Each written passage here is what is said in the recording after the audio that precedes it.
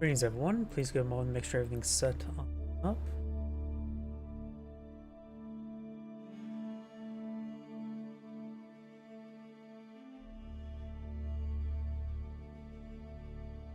If so, fine. Rumble is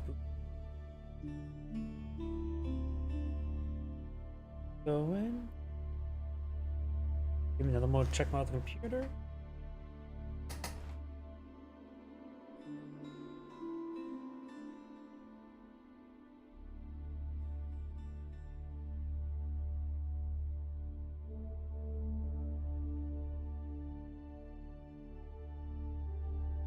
Finally get that thumbnail up to date.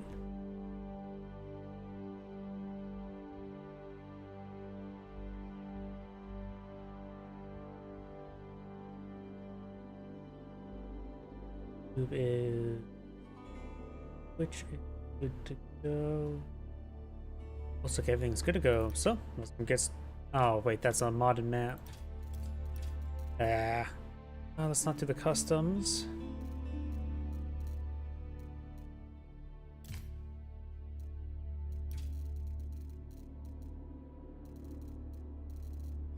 Like everything else is team games or not available. And I have a bit of the players.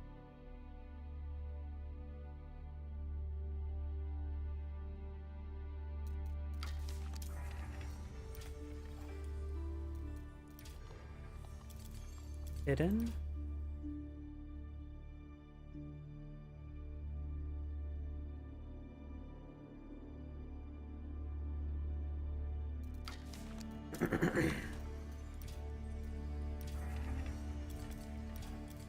And hidden.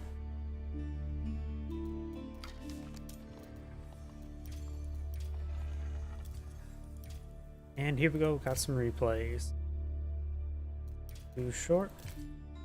Too short. Short. Go too short. That could be a good one to start off the day with.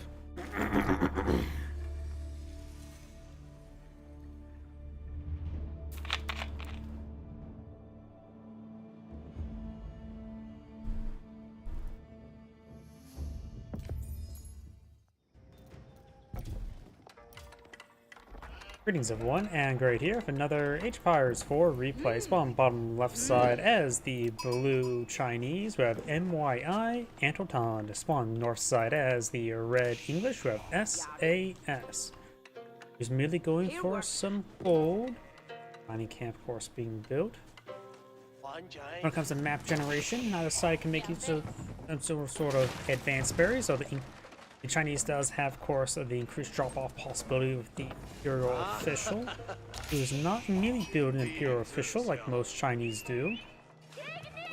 Let's see, and something I noticed as well, it looks like blue has quite a bit of natural foliage here for using as walls. If you look at the mini-map, you can see they're all off the left side with some small bits of wood there, so it should be pretty easy for the Chinese to keep this town center secure.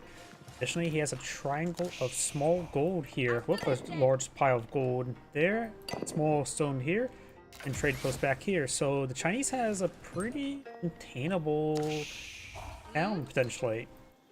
Red, the English player, has, of course, deer deposit over here, but on the safe side, he may actually go for it. English players tend not go for food resources on the map, so he may not touch this deer deposit appropriately or inappropriately. Abbey King's now going on up. Imperial Academy, that will allow him to pull out some pure officials without interrupting his villager queue. And we got a bit of stone being collected in here as well. He may be eyeing for a secondary town center. Don't think it's going to be meant for outpost arrows. And let's see, he's also building the Abbey Kings with 5 villagers. Other deposits, he does have a gold and stone relatively close by each other, and the berries he'll probably not touch. Oh, that is a good amount of sheep he found there. He has a whole flock of sheep. Of course, there's also a small berry deposit here. He has a good chance the English player will not touch that. Oh, he's going to try to corral all the deer with a single scout. That is Going to be a bit difficult, but he is being a bit successful, and he's going to take time to kill them off. Maybe. Was he trying to partially corral it towards this gold deposit in order so it's supposed to put the town, secondary town center right here? If that is, that's actually quite smart. You don't have to do a full corral, just a partial corral. We got the Vatican of the Sun also, or Bardic of the Sun deployed in the field, which will of course act as a very heavy outpost. And of course he is Song Dynasty now, so it does give him a additional 25% production queue on his villagers. I think it's technically supposed to be 33%, but does that doesn't add up to me just right, because 33 would reduce it by 6.6, so that should be a 14. I remember the tooltip saying it's like supposed to be 33%, but that clearly looks like close to 25%. Because it was minus 6.6, it will either show 13 or 14, neither of which are the case.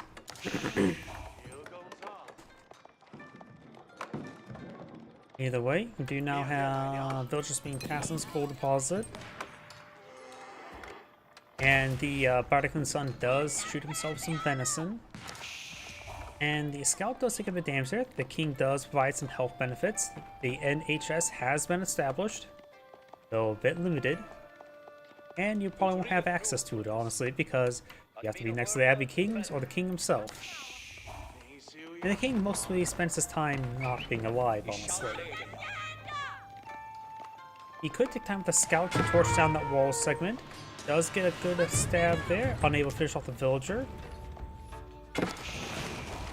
That does also not destroy that wall segment there. That's just animation.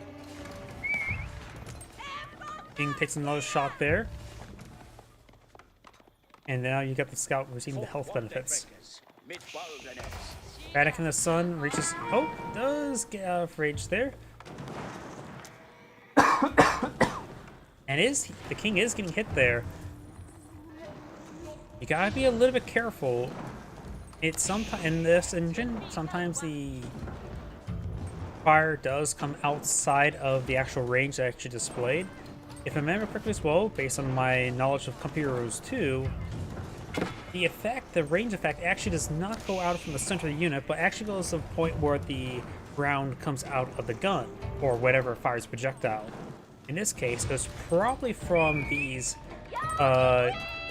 windows here, so the maximum range is actually from these windows, so that's where probably the markers are to designate the projectile launching point.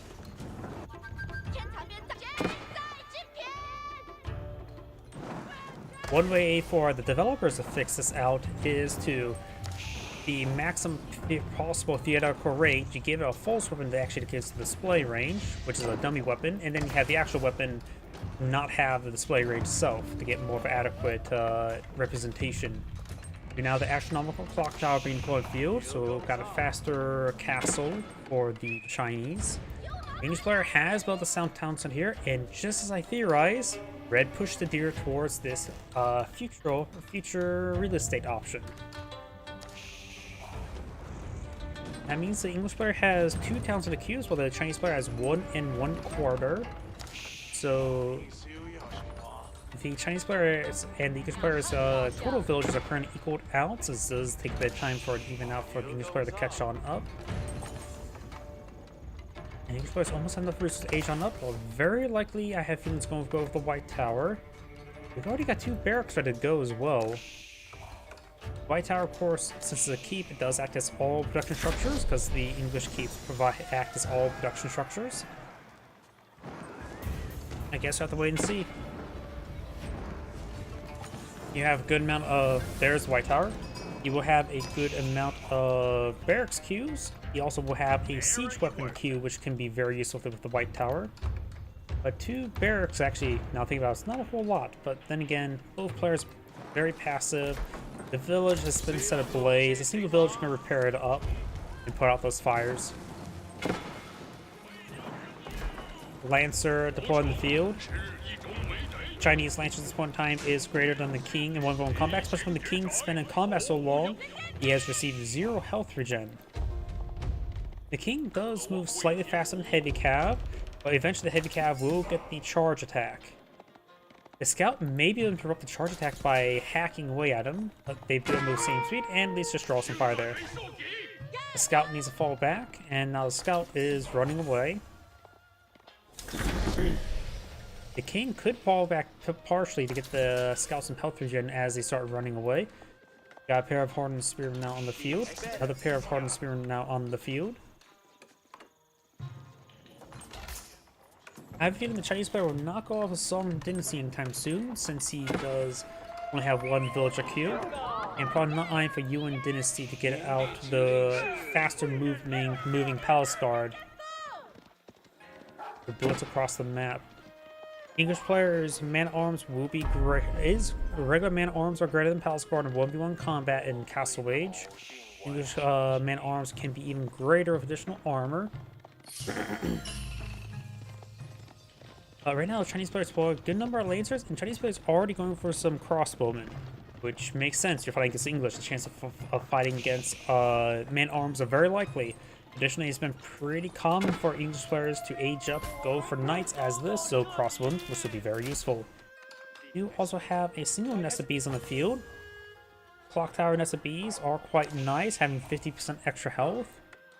But you only get one Q of that, even though I don't think nest of bees is going to be too particularly useful at this moment in time. Getting that Q going, since you can't improve the clock tower variant, could be quite nice.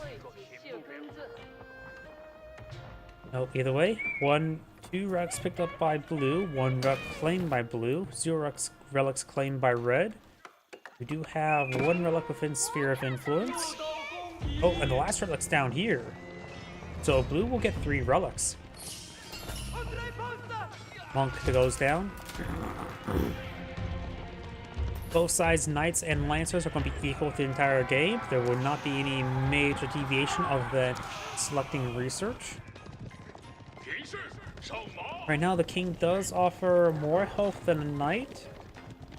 Has 1 less armor, 4 less damage, and of course a greatly slower attack speed. So the king is not a full knight.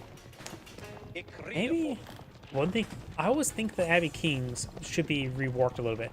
I do agree the fact that you get a free king makes sense, but honestly the one thing I want to see is have the Abbey Kings have a respawning king similar to the Khan.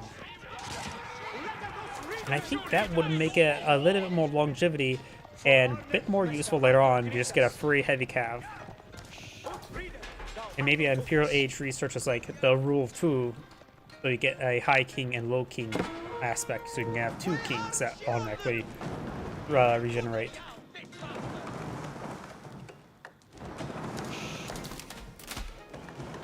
But that's just my opinion. I have a lot of opinions of balance changes since I do Computers 2 modding.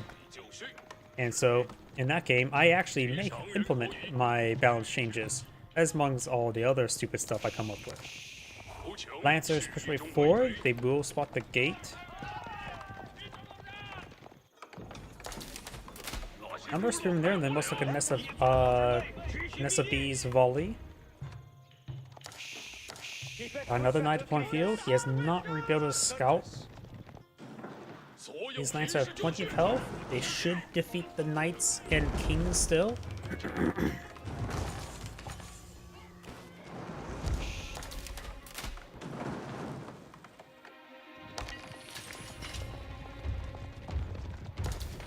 Knights and king falling on back.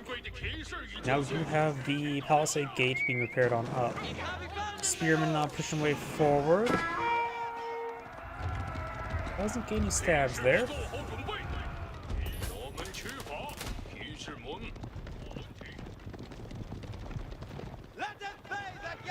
Oh, possibility here, and got a pretty good volley of stabs. 1 lancer does go down, very good pick. You could take all these spearmen back and actually go back to the Abbey Kings and get them rapidly healed on up. Won't be much, honestly, but would be quite nice.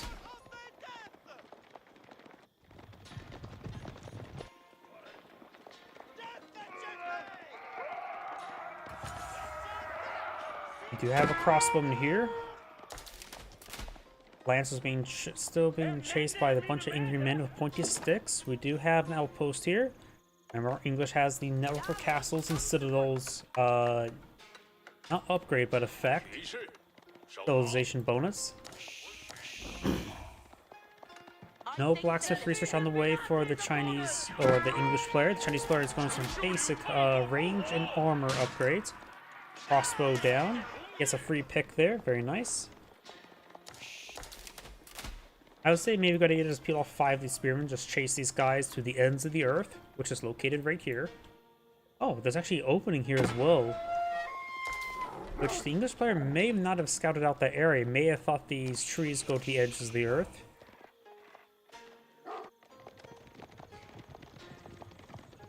Andente to servant.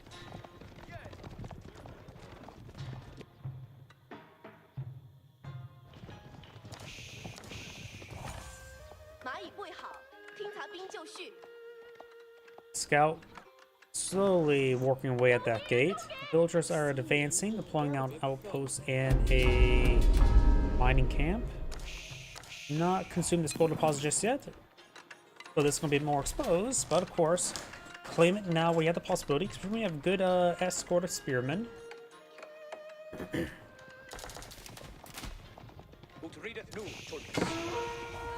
And looks like the Lancers up there did find that opening. Berkshire Palace now going on up. The Chinese player does have more village at the moment and build a secondary town center, so he has 2.5 queues versus opponent's just 2. Berkshire Palace being deployed out here to help him secure this gold deposit. And that's about it. He can always collect the deer and boar from that range, which can be quite nice for a transitionary period of going from gold to another resource. Another mill there. He is taking time to collect the berries. One of the villagers do get hacked apart.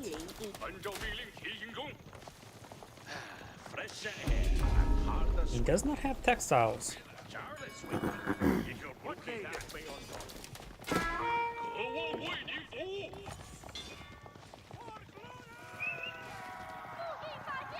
The king is charging. The king does actually connect the charge. Got greased axles being researched by the Chinese player. He may be eyeing heavier into a siege army. He's getting good number of palace guards and crossbowmen. One Zunchnu on the field.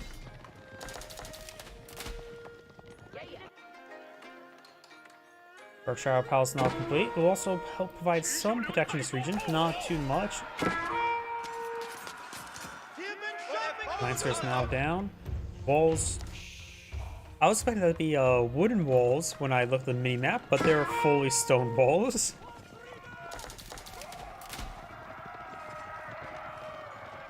The only thing about that little bit opening there, it's actually a decent spot for traders to slip on by.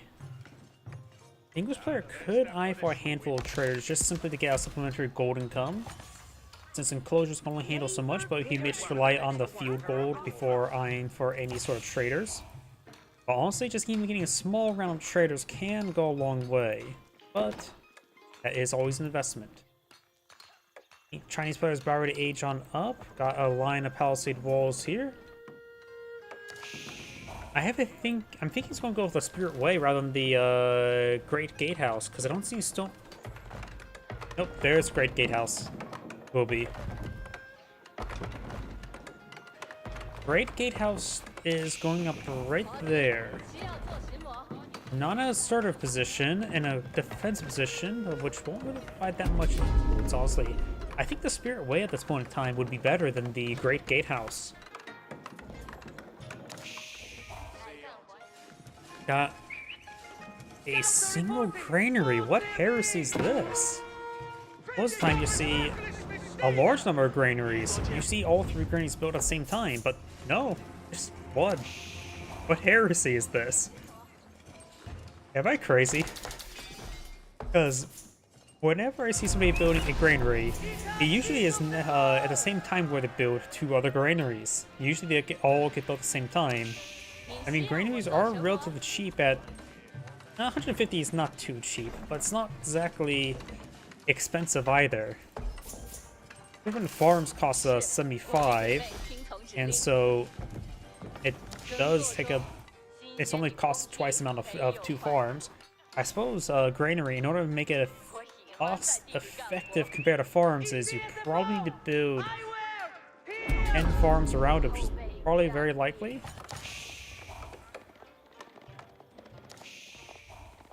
We have an outpost here, which will help with the network of citadels. These crossbow could be picked off by these knights and king, but maybe not. Especially with some fire support behind the walls as well. You know, I got the elite palace guard, the elite crossbone, battle hardened. He also does have 1,000 stone. We got all 6 sites captured by red, and look at the sacred sites. They all spawn on the left side of the map. Not evenly spread out. This one is being decaptured by blue.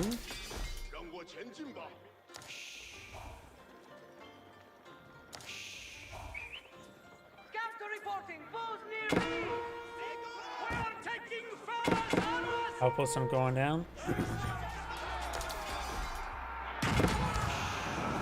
And the monk stays alive. Sacred site has not been decaptured. And the bombardment placement there is getting some damage, but does take some damage.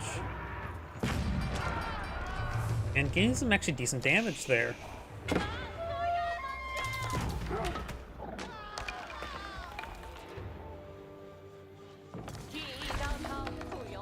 University now built. Now got the elite army tactics. He's probably going to eye for mass palace guard. Is a palace guard can get quite nice, but you have to in order for really give the English man arms a good contest, probably need to get them up to the Ming dynasty for the increased damage or increased health they have in Ming dynasty. And additionally, English players tend to go for a large number of man-at-arms as well, which I don't know if he doesn't have a whole lot. 11, not even elite, nor maybe not even armor-clad. And he does have armor-clad, and that's it for the armor. But Grenadiers could be a good possibility against English. Got around palisade walls here. Handful of palace guard turn 4, since they're not Yuan dynasty, they can't go fast.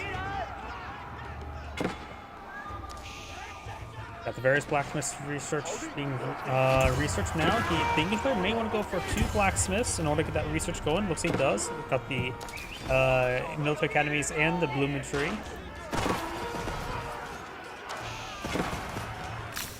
Oh, the king is dead. Palace guards engaging. The English player does have a good number of hand cannoneers. There is the network of castles nearby, not network of citadels.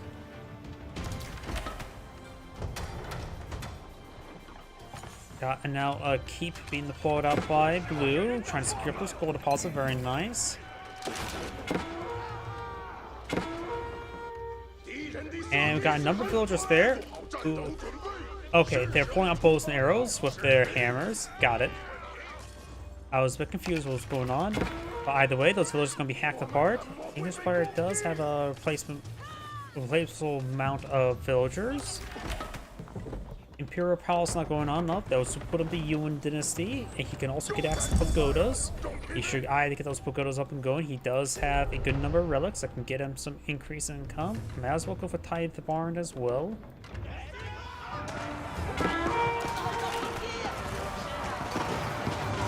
Decent damage there by Nessa B. He's got a handful of spring golds here. I believe he does have rolling strutters. We got now the Pyrotechnic research for the Chinese player as well. We got a decent number of spring golds for red. Only a handful of palace guard remaining for the blue player. So won't be able to really hit those spring golds, but does get a shot there. He does have rolling strutter here as well.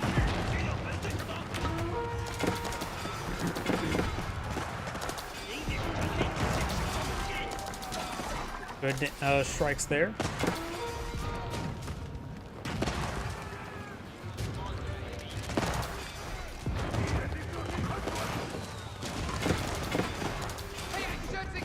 Spring golds, you get a couple good hits there. He does. These are clock tower spring golds, so they can withstand extra shot. Very important to remember there. Clock Tower Bombard as well. Blues push wave forward. We got the Berkshire Castle providing some fire support. Palace Guard charge wave forward, and Red backs out of the game. Maybe a little bit too early for that.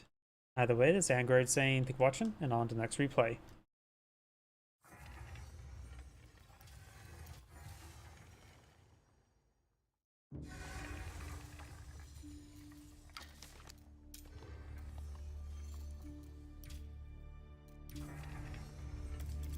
Let's see now.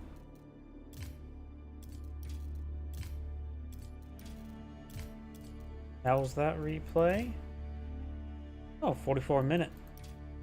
Same players. Different civs.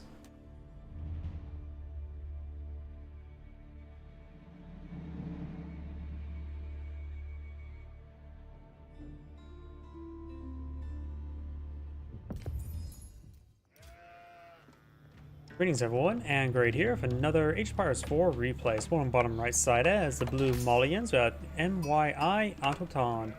On left side as the Red Ottomans, we have SAS, who's immediately going for a military school, looks like it.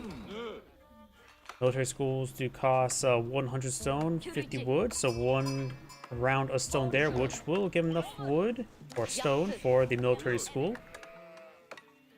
Mining players, of course, going for the mining pit with some huts around it. This will, and likely the early spearmen from the military school can be very useful help denying this. Because of map generation, the mining player also has another small gold deposit there, so maybe a good idea to go with the Saharan trade network to keep this area secure. And that will, of course, also give him more advanced trade if he so chooses.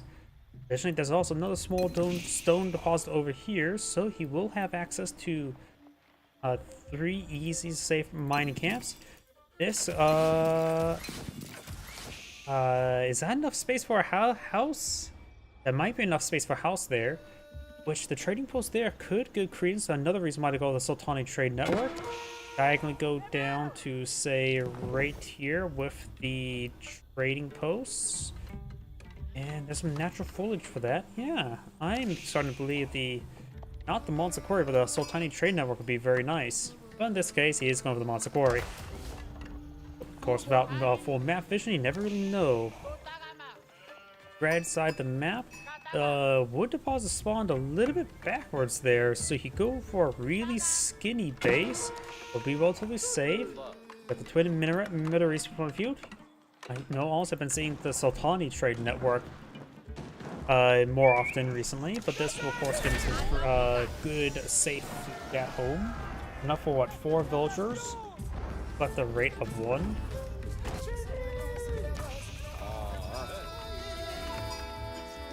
In comparison, Boar just got at 0.91, so the 4 villagers there collecting food will have better culture rate than even Boar, but neither player in this map can collect the Boar since they're Islamic. Eating pork is haram. We've got an archer range there, planned for a handful of archers to clean up this forest there. And got a javelin thrower, or not the javelin thrower, Donzo here. Donzo are slightly stronger than regular spearmen. Primarily once they get their hardened spearman research. Right now they only have +1 armor and the javelin thrower ability, but when they get their hardened spearman research, they get extra health. Yeah, extra health overall. 100 health. I think what spearmen usually have 90 health. Same damage though. 10 extra health and 1 extra armor can go a long way, especially versus spearman fights. Archer range here, stable here, going for some Pahi.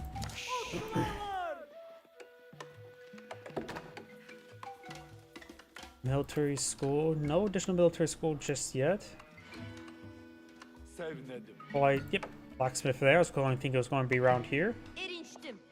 That will probably in radius of the stable.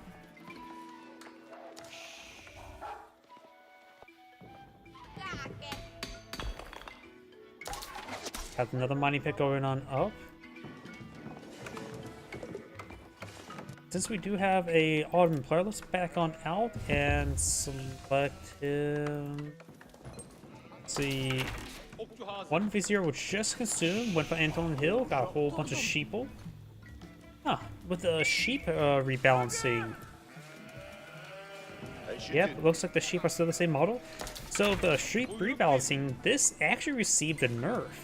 Because beforehand, the sheep had 250 food in each one, but now they have 200. So this is 50 times 8 less food, which is what, 400?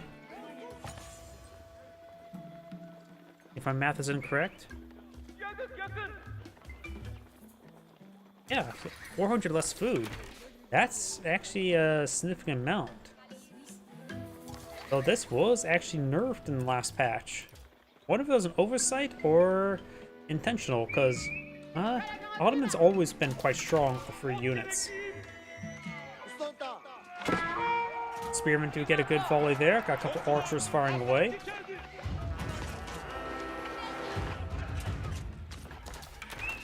Got a couple javelin throwers. Javelin thrower Donzo is a pretty standard composition. Another spearman does go down there. We got Spahi and the scout here. Scout here being charged by the Spahi.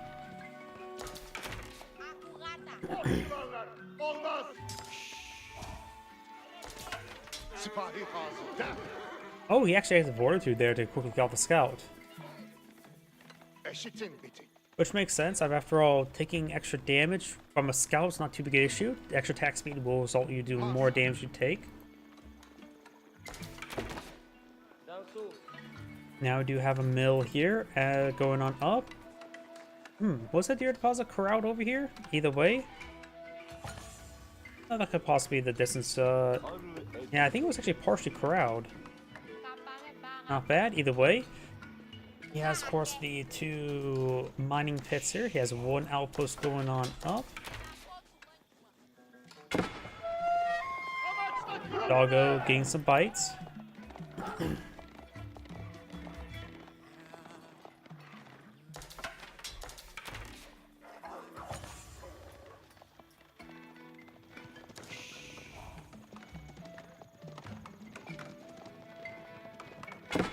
Spahi and Scout push their way forward.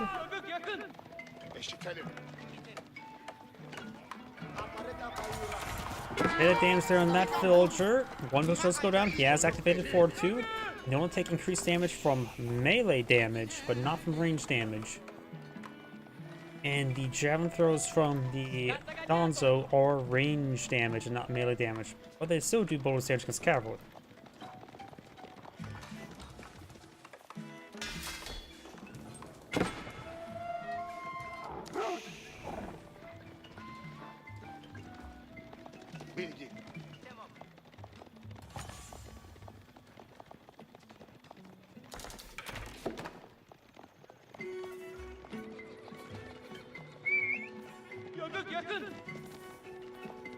He trying to find another opportunity to engage. No mining camp around this mining pit. So just get a good amount of passive gold income. Have you seen any more military camps? No, it doesn't look like it. Yep, just 1 out of 2 at the moment. Mining research for the Ottoman player. Anton Hills will effectively give him now a level 2 mining research. Got some walls going up. Have a handful of Donzo here for protection.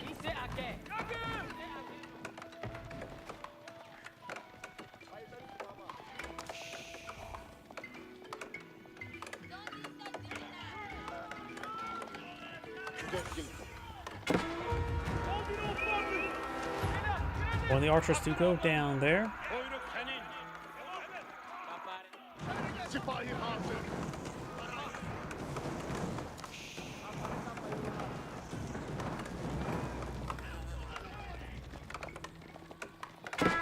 Good volley there. Javelin thrower is now advancing his way forward. Only a handful of spearmen here. They have been upgraded hard in spearmen research. Modern player is still pretty far from aging on up. We do see a round of cows. Also, the Grand Felony Cow corral is probably likely age up. Now get the Mahid Imperial Armory here. This, of course, give him access to free siege weapons.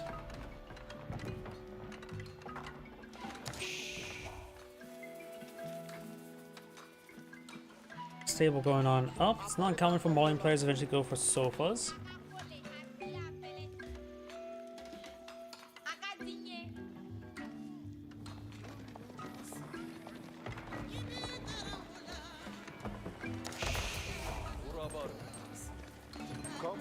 All villagers collecting more berries there.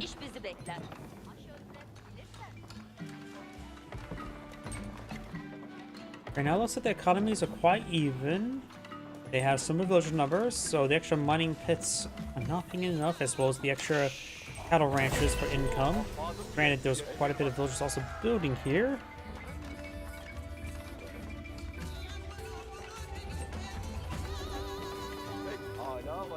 Okay, a bit of wood and stone there.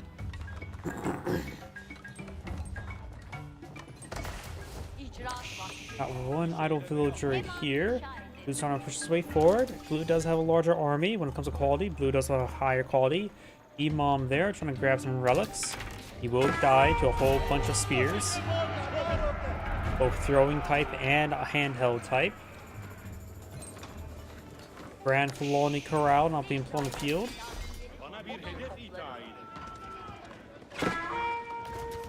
It's a good volley there.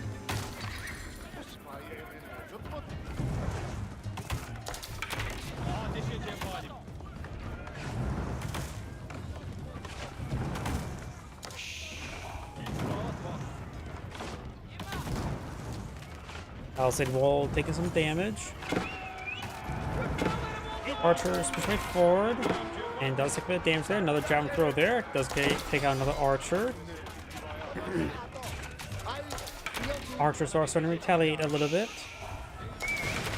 Elites on those walls there to get better traversement. Single Sipahi gets annihilated. There's still another Donzo here, which will cause some issues. Man Arm's going to be a pretty good unit right now, but Javelin Throwers do have higher base damage, effectively making them a bit more effective against armor than regular archers.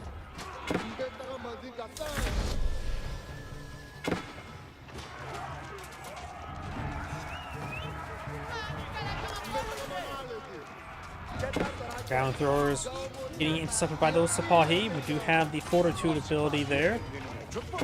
Actually, no, that's just increased attack speed from the meta. That's causing that glow effect. Handful of Blue's villagers are right there. Musafati warriors being blown in the field, help engage those man-at-arms, but they will be countered by the archers, which are still here in decent numbers.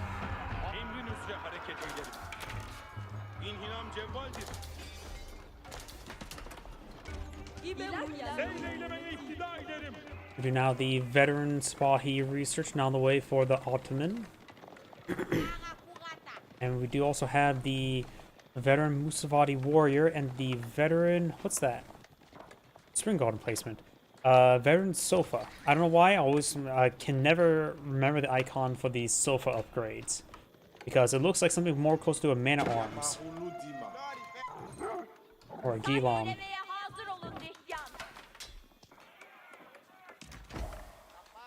So we do now have veteran sofa research. I'm assuming there's imported armor research. Sipahi are here. Sofas do not have imported armor just yet. Now we've also got the veteran javelin thrower. Sipahi push, or Sofas push forward. Sipahi does go down. He doesn't realize he does not fighting against import armor, so these Sofas could have been taken out by that force, so they're actually pretty wounded now thinking about it. Javelin throws push forward, gets a volley there onto those man-at-arms.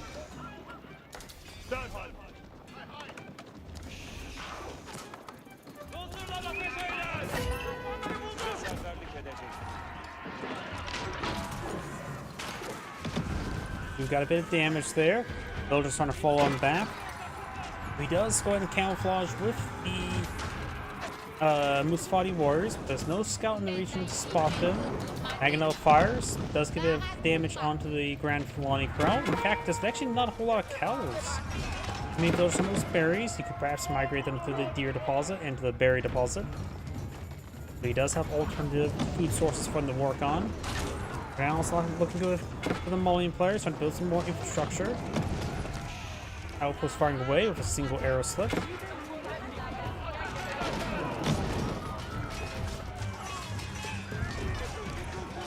Spotting warriors straight forward, getting some good damage there. House getting splashed down there. He's also tasked all these villagers on the gold deposit. Maybe a good idea for the Maganello to try to stone the villagers. They don't have textiles. It'll take a couple volleys there. Sofa does get a bit of damage there on the Maganello. Red is starting to get overran these forces. Sofa's only get a bonus damage versus infantry. It's only a very small amount, but not really a hard counter. Hard counter bonus, I should say. Something to make it so it does be a bit more effective against retain the same damage against infantry, like knights and lancers, while not able to fight other cavalry all too well. They also don't get the charge attack whatsoever. You do get a charge animation, just no charge attack.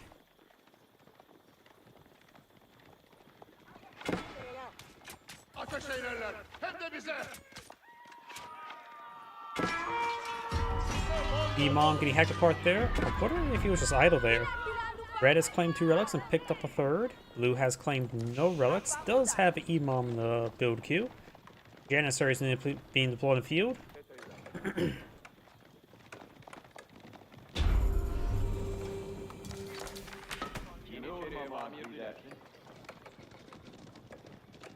This relic can be put inside that mosque there. And probably a bad time to start trying to go to that mill that he just tasked. Villagers here getting hacked apart by the Musfati warriors. Trying to double arrow the wooden walls. One villager does get hacked apart. And he could perhaps just get inside the town center there and let it clear out the Musfati warriors, which he does. And Spahi will be moving to engage more Spahi are down there. Sophos are now being engaged by some Janissaries. Best use some hoop throwers to get rid of them. This is the wrong game for that.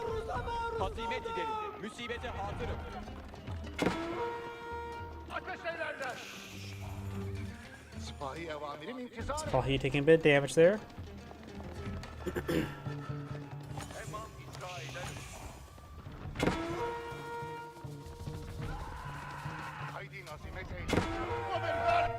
He's starting going down there. We've got the Sipahi receiving a bit of damage. And that Wolf Sipahi does go down as well.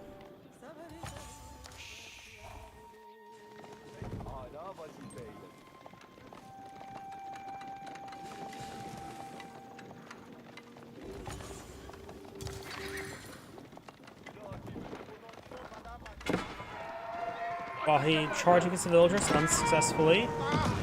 Does see a bit of Maganel. Sipahi moving around. Villagers trying to rebuild these walls once again. They were entered by the Musfati warriors, but now Sofas are going to at least kill this one here, I think. That one villager does escape on out of there.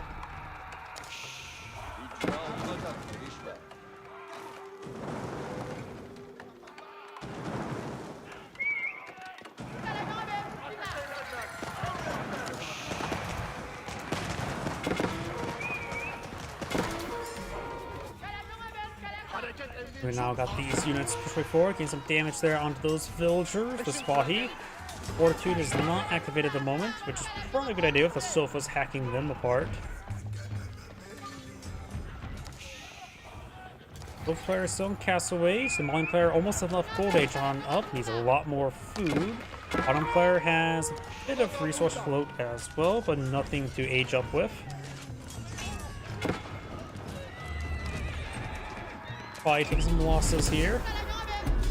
And Red does retreat behind his walls.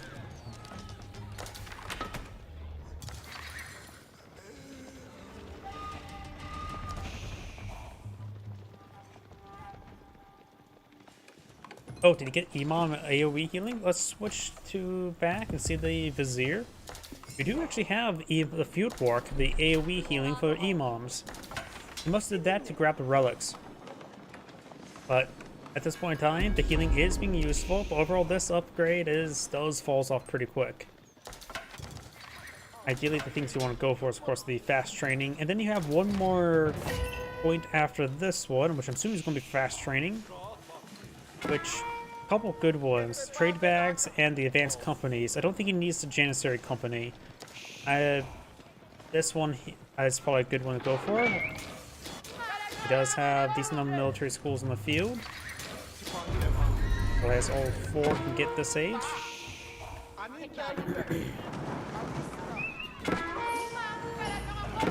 He's going to push forward, try and get the conversion ritual. Does not encapsulate all of them.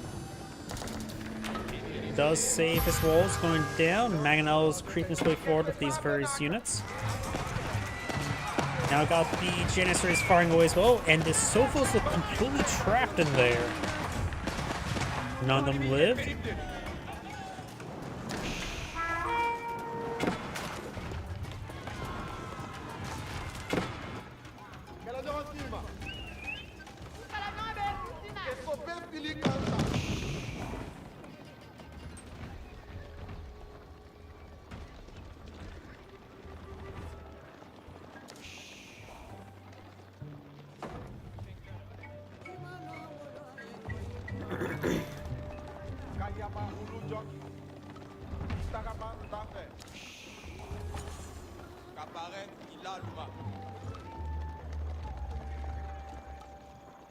Got these forces pushing their way forward.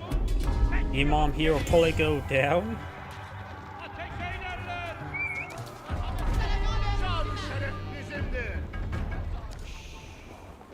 Blue has most of the army of Musafati warriors so fast. Oh, has actually veteran warrior scouts, I just realized.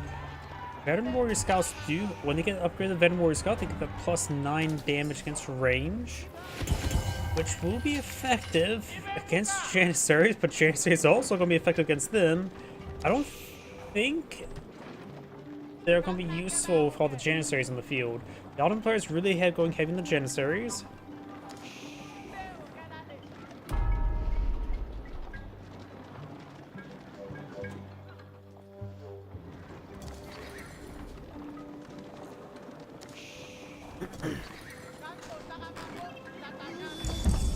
Istanbul Observatory now being researched.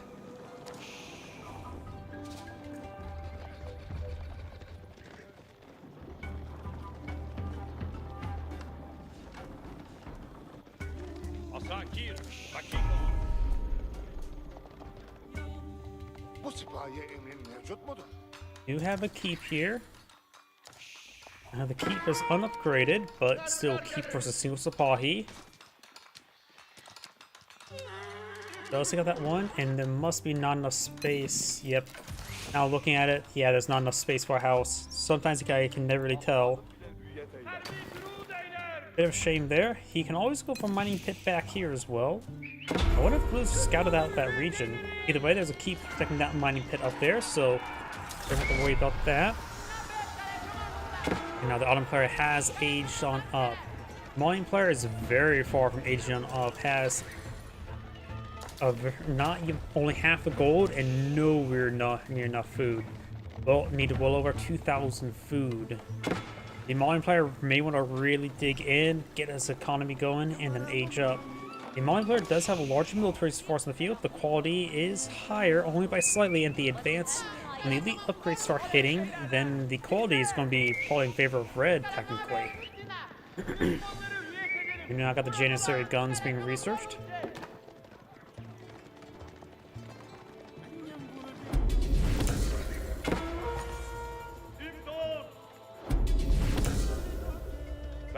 We do now have the Imam getting sliced up a little bit.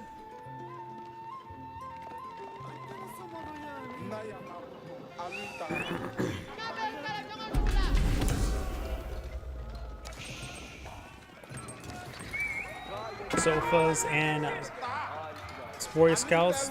No response here by Red. Red is torching out farms. Oh, Red's losing a large number of villagers here. This will even out the villager count. The Malian economy may be better, but technically it's hard to gauge the secondary economies with the passive gold income, food income from the cows and mining pits versus the straight fabrication of units. with the military academies. So the economies are probably very similar. Maybe in favor of the Ottoman Empire, honestly. One of the cattle ranches do get destroyed. None of the cows have been tipped over. Cow 1, 2, and 3 have been tipped over, which they can still be eaten. After all, when they tipped over the cows, they went ahead and remove all the leather for them.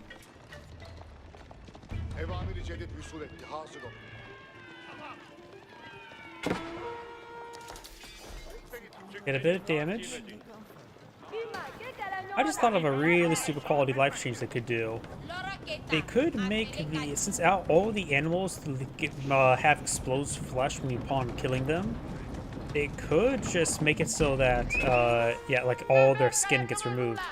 They could make it so that as like gold and stone deposits get smaller as they get more mined up, they can make more and more exposed flesh as they start getting collected. Ooh, another round of villagers going down. Blue gets another nice pick there. Musfati Warriors versus Sipahi. Sipahi have excellent damage. Let's see, 20 versus 11. So roughly twice for the Sipahi. The attack speed it's only slightly faster, so the Sipahi still have higher attack speed. They also have higher base health. No, I actually don't really know who actually wins 1v1 combat between the two. Plus, he's just a veteran, so it's hard to say. Villagers getting hacked apart once again. Red is just bleeding villagers. Well, it's harder for them to bleed when they're dead.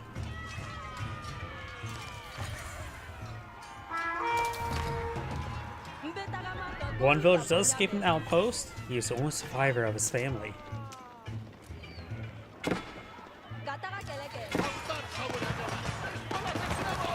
Good damage there. Over here, Sipahi now advancing the way forward, but gets body blocked by a single or pair of warrior scouts there, causing massive pathing issues, which actually made it so they ran away from the Donzo. I can't tell you if that was good or bad pathing for Red at that point. Either way, Sipahi trying to engage the siege weapons. Villagers body block the Sipahi. One Springald goes down. Ground throwers getting some good damage there. Those lose some of these siege weapons. I have no idea. Ugh. So many things went wrong for both sides. Orc of the Huntress now being deployed on the field along the flank here, so I'll help him keep his flank secured. And like I said, this may be still a good spot for a trade post. He does also have the keep over in this region, so maybe a good idea to go for traders that direction.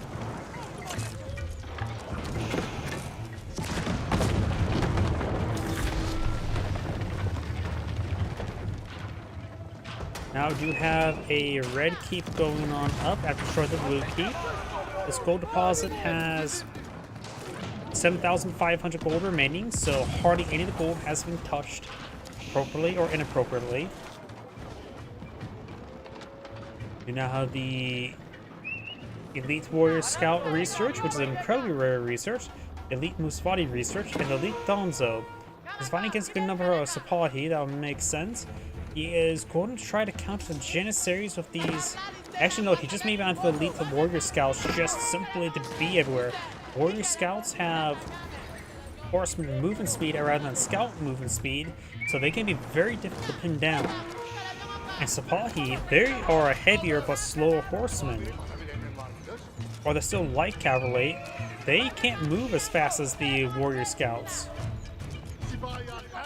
as well as other horsemen. These villagers going down to try and stall out what the Orc of the Huntress engage.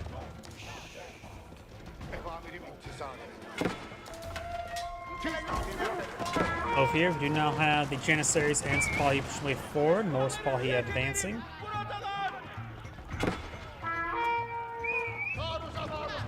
Springald's getting some decent damage there. Janissaries firing over the trees here, getting some decent damage. Springald does go down there. Blue's villagers need to get on out of there. Donzo splitting up in every single direction. We've still got a decent amount of siege weapons here for Red, including a Bombard, Great Bombard. which the Warrior Scouts will be very useful for this. He has core Janissaries, so the elite Warrior Scouts will have trouble to break through that. I don't think he has biology research either. He's starting to go for the precision training, gives Donzo's +6 range damage for the javelin throw. His archers +2 base damage, and javelin throwers +3 base damage. Donzo now overrunning. He has actually no dedicated counter with Mass Donzos, but Mass Donzo is actually doing some good work. So the Magnel's AoE damage is doing quite good work. This Magnel needs to actually attack the Great Bombard. The AoE effect will be quite significant. The Mass Donzo was actually quite successful right there. Got more chances to spawn in the field. They have high attack speed and good damage output, so they will be reasonable versus Donzo. Be a good idea to start a step away. Met turret getting sliced apart, so that will reduce their attack speed.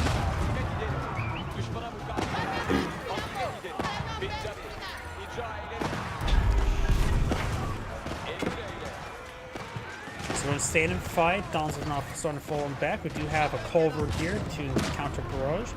Does have 12 range. The Great Bombard has 11 range. The outpost going on up here.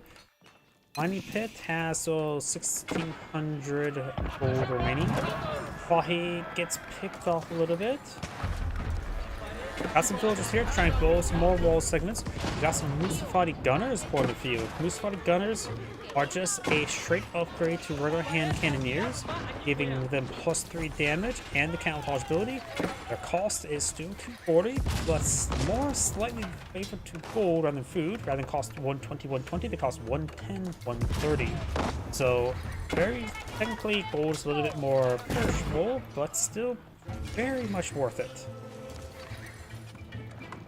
We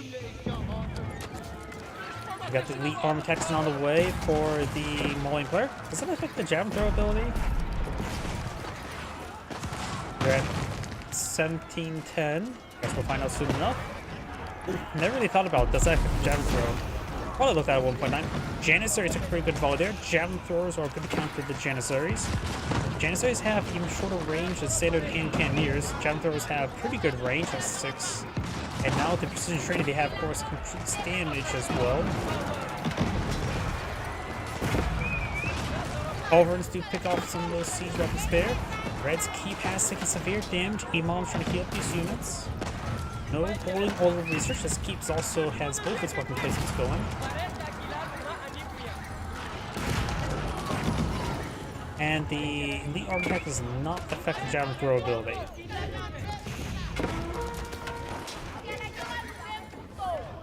No additional Janissaries in the field, just one guy remaining left as his company. And what was his last, whatchamacallit? Vizier. He actually did go for Janissary companies, which I think that's a waste. One-time group of Janissaries is nice and all, but I think the other stuff can provide a bit more value over time. Well, it does provide more value over time. Got some elite warrior scouts here. Does have a bombard upgrade. He is trying to torch down this outpost. The fortitude ability, I believe, does increase attack speed for his torches. 7 villagers remaining there. Got a round of Donzo here with one Imam nearby. That Metro takes some clear damage. It was providing ranged damn armor.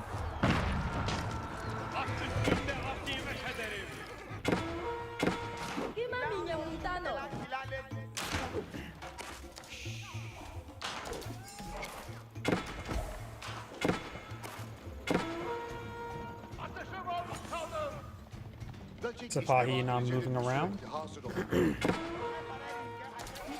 As villagers are getting stabbed a little bit. We now have a round of farms going on up.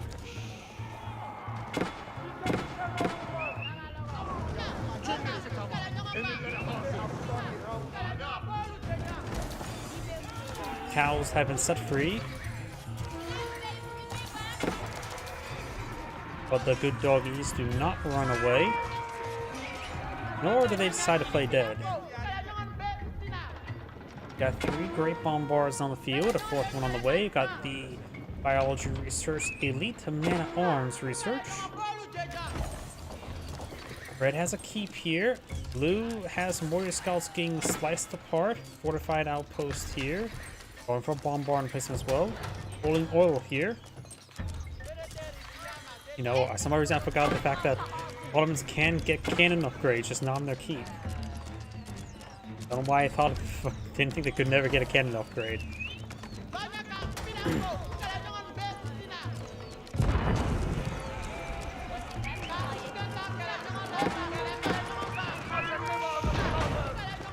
Villagers taking some damage there. A lot of damage. Up north we have now these Sipahi getting chased down by some warrior scouts.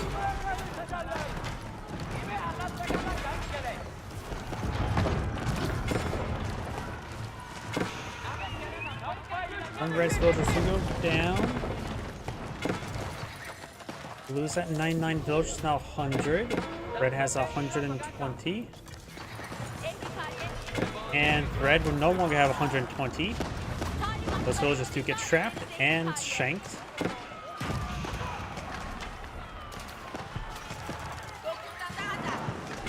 Outpost does go down there. Sipahi now engaging the warrior scouts. Some of these villagers will going down. Blue does have town centers at the moment. So it does have some extra production queues going to replace the villagers. Mining pit under siege. There's actually still a small amount of gold remaining. Does get a mining pit down here, but we've got some berries in the way. We task a handful of villagers to collect those up.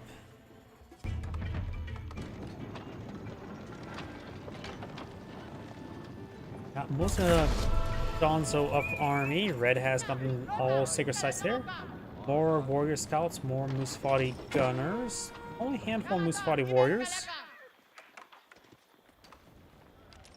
Got this force pushing along the flank.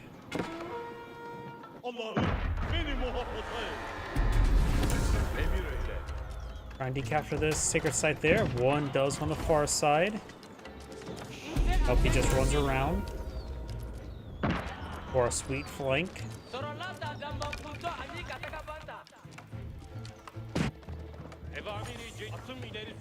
Villagers trying to build some...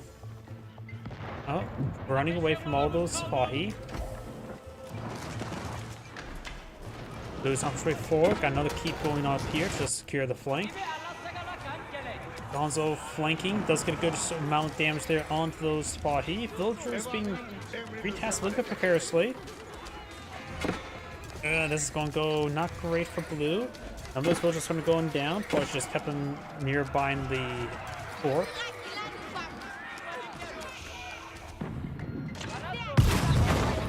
Four great bombarders make short for the keep. The mining pit's going to go on down. So tiny bit of gold there remaining. Red's going to try to seize it.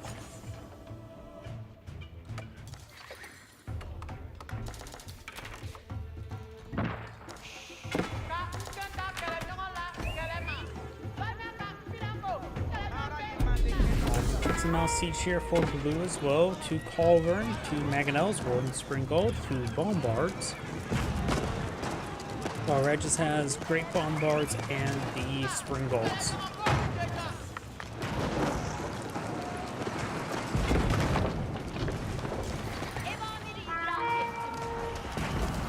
Villagers taking some damage there.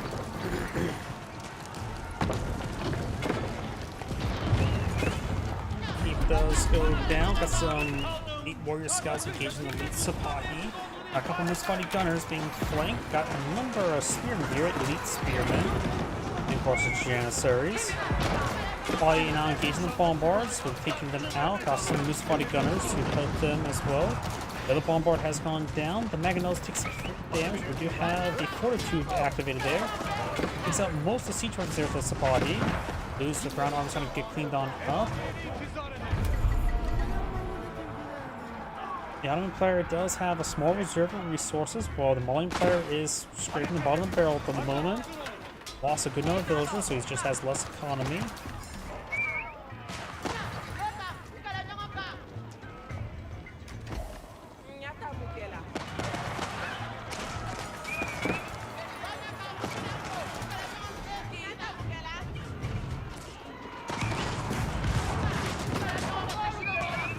too far away. Warrior scouts here in large numbers are overrun everything. Pulls back there. Doesn't like the engagement. They want to push forward for culverins. Donzo takes a pretty good volley there. And now the Janissaries force a good counter to those warrior scouts, getting what, double damage against cavalry. Pretty much double damage. They also have absurdly high attack speed. Twice as fast, almost twice as fast as a Musfati gunner.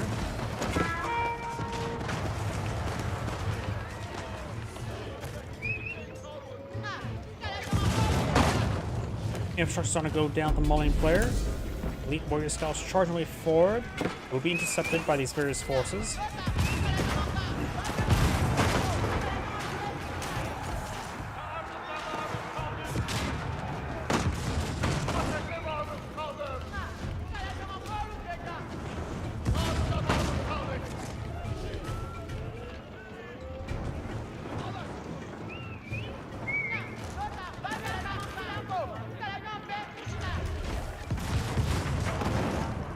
There goes that market.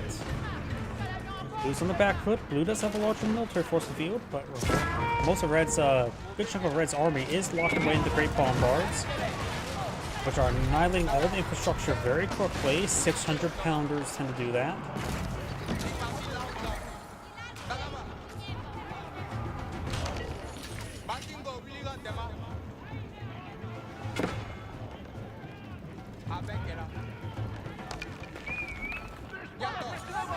He's picks out one of those culverins. It's actually quite important. He's now down to one culverin. Lost two of them there. That's a big problem. He needs these counter siege, gets all the siege. The Great Bombards do decent work versus infantry as well, and everything's being annihilated. Do now the Elite Warrior Scouts coming for a pretty nice flank. Janissaries trying to gun them down. The Elite Warrior Scouts have one less health than other horsemen. Siege weapons starting going down. These warrior scouts over here get cleaned on top. These fighting gunners moving forward. The Colvin gets picked up off by the Spring Dolls. This armor is just disintegrating. Has no food remaining, pretty much no gold remaining. Has far too much wood to remain. And yeah, and the Mullion player does back the game now. The Zangrid saying, "Thanks for watching," and on to the next replay.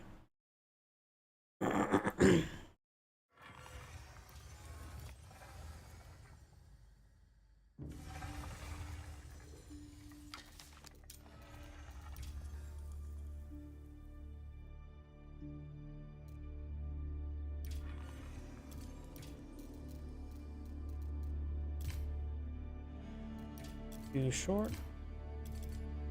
Oh, this one should be decent.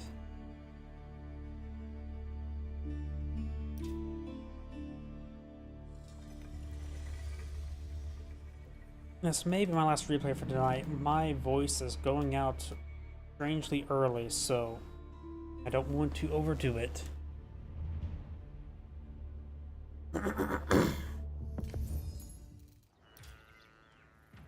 Greetings everyone, and Great here with another Age of Empires 4 replay. So on the bottom left side as the pink Mullions, we have 7777Z. While on top of the right side as the blue Zuzi's Legacy, we have MYI and Totond, or however you pronounce that. We do actually got deer and boar right next to each other, next to some berries. There's actually a lot of food up here. In which we also need to keep an eye on the meditation garden he can pull on the field. He can fast get both stone deposits here. Ooh. Tree sword there. That could have been a great spot for the meditation gardens. Is there any way you can get 3 of them? If he puts it right there, could he get both stone deposits? Don't think putting it right there could net him both gold deposits. Somehow, here seems a good spot. Somehow, some way. Let's see. For the Mullion side, for the mining pits, 1, 2. This course here and down here. So that's with the gold mining pits. Meditation gardens will be not as greedy spot as I would like, but probably a bit better. Thus, we'll get some gold, stone, and berries, so food. And some wood chips, because a couple trees are nearby. Probably get 3 wood per minute.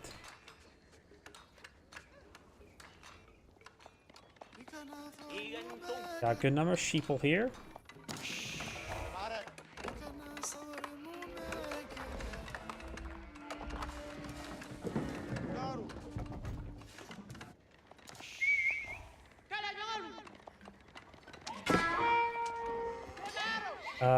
Pink is killing all the deer. Just being annoying, I guess. How rude. Meditation guard is now complete.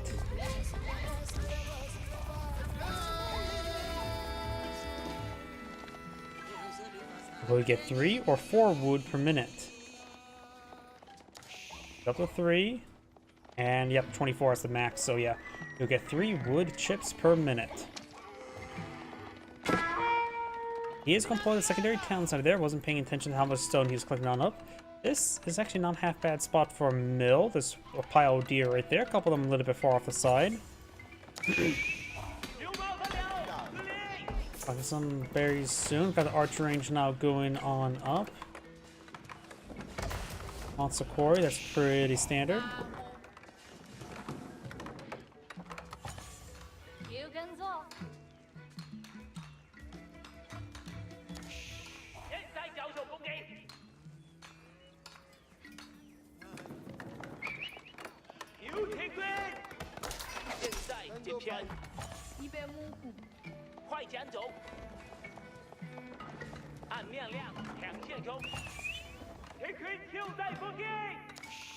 Mill going on up, outposts as well. Another outpost here, so he's going to have a lot of garrison space here. Wood not really being seized all too much. Plenty of sheeple here. Gonna go for some cattle ranches. Now decides buying some massive aggression. I think as well another mining pit here. We need to take time to clean up the trees, get out more housing. Does have outposts in this region as well.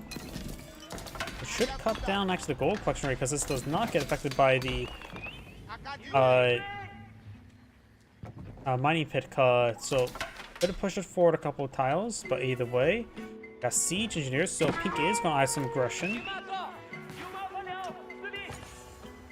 Already got some hand cannon slits thanks to his extra free stone income from the meditation gardens. He's able to get some hand cannon slits for relatively free, though he did actually collect a little bit of stone there, primarily for the town center though. With a Shaolin monster deployed view, you can now call out Shaolin monks, a very effective combatant, as well as able to start collecting up relics.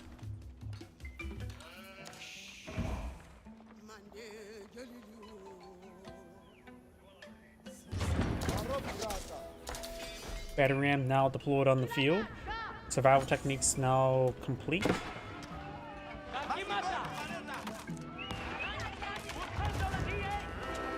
Villagers taking some fire there. Needs to get inside town center.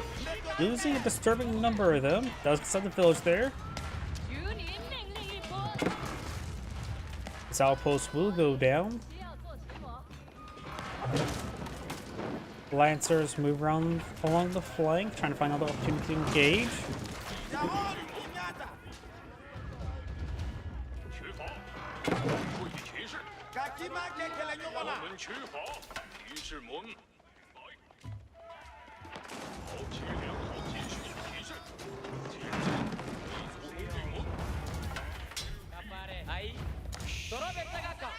Lancer is trying to get engaged, hit the reinforcements. Got multiple Donzo here, gotta keep his distance. Village has been destroyed. That does put the Zuzi's legacy player at pop cap. Does get another village deployed.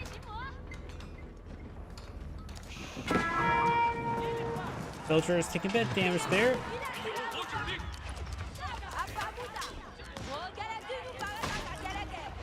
Villagers once again trying to torch down that battering ram. Lancer backing on off. These javelin throwers do have 3 range armor, plus 1 range armor has been researched. So they take minimal damage from town centers. We only does 6 damage per arrow, so 2 damage per shot. Gonzo does get cleaned on up there. A couple more Lancers back here.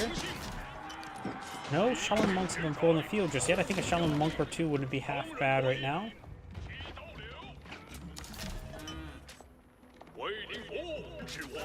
Lancer's taking some damage now. He does back on off. One Lancer does go down.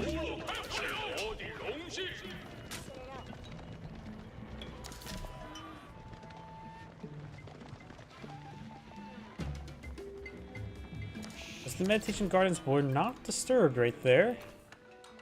At least not a significant amount. Lancers and Scout move around. Do now have a Batter Ram going on up.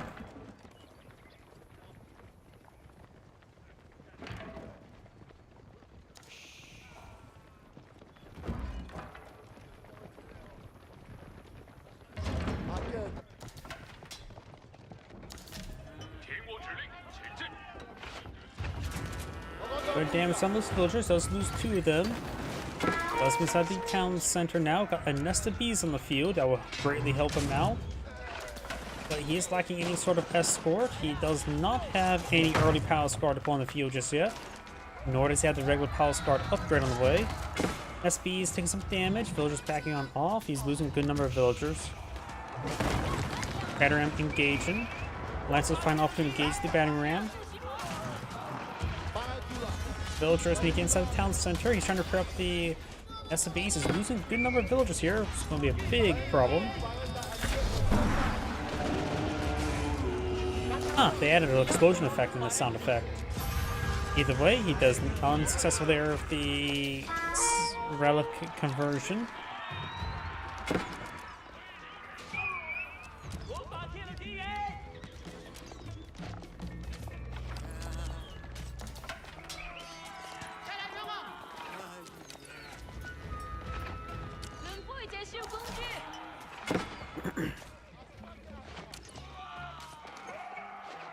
Shaolin Monk almost goes down. Only 2 health remaining. He will have out of combat health regen, but of course he needs to be out of combat. We do now have another Batter Ram going on up. Blue has took some losses. Pink has killed off 21 villagers. The villager count is even, which also means the cow collection and the mining pits provides an excellent income. He still has not advanced next age. It's still actually a bit far from going next age as well. Another Batter Ram has been deployed on the field.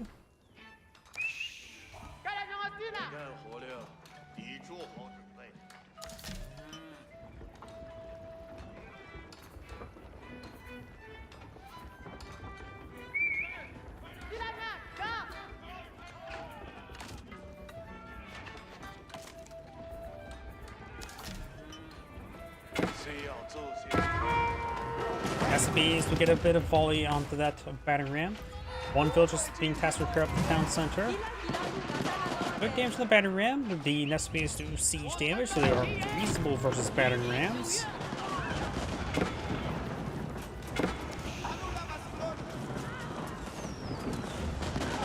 Does get some decent damage there. And 1 round of torches will take out the battering ram. Lancers move around. Do not got the Ardent Spear and research for the Zuzi's legacy player. He also has not gone for the, what was it called? The structure, the landmark that gives you additional units as a rebate when you build the military structures for them. He also has a massive pile of wood. He may be eyeing for some later going to farm economy soon, but maybe not. You may want to task some villagers off wood if he's not planning to spend that wood anytime soon. Handful of villagers up here collect some berries. He probably should collect the deer first. I just realized there's also 2 mills next to each other. Grand Fulani Corral now being deployed on the field. Got a second tertiary nest of bees. We got 3 Shaolin Monks on the field. Remember as well, Shaolin Monks don't give the +1 icon up here for when they pick up a relic, so he may have relics picked that up. I see 1, 2, 3 on the field, so he has not picked up any more relics.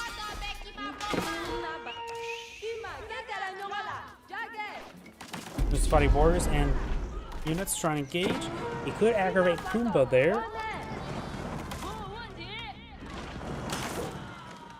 Spring Ball fires away. They'll just do get a bit of repairs.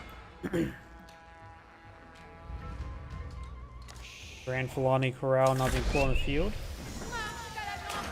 Has been deployed on the field.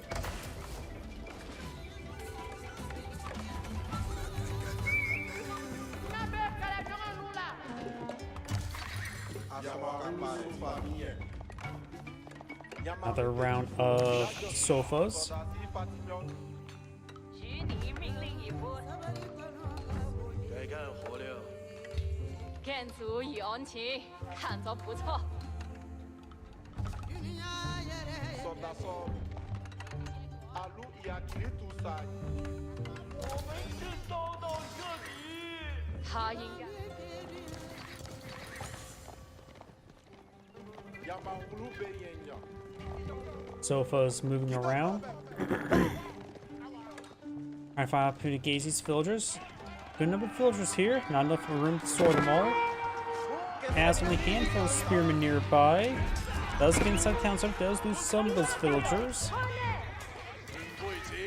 It's going to lose more villagers as they start going back to work.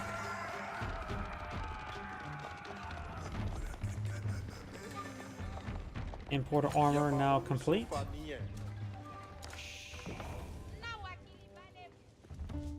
The rest of this deer is being cleaned up. There's only one deer still alive.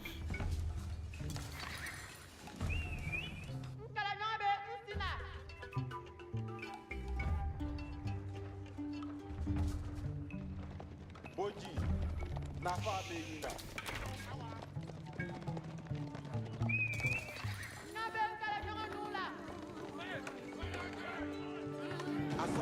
Bit of torches here, engaging this wall.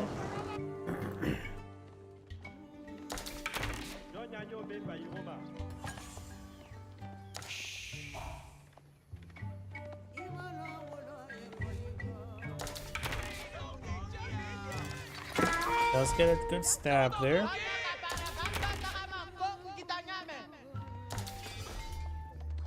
And Scout does escape on out of there. Does not have the Warrior Scout research. Going for the veteran Musavadi work research. Does have the veteran Archer research already researched. And of course, this local knowledge will give Musavadi units the ability to get a bit of health regen with a camouflage, which affects, whoops, hit my microphone, which affects both the Musavadi warriors and the Musavadi gunners.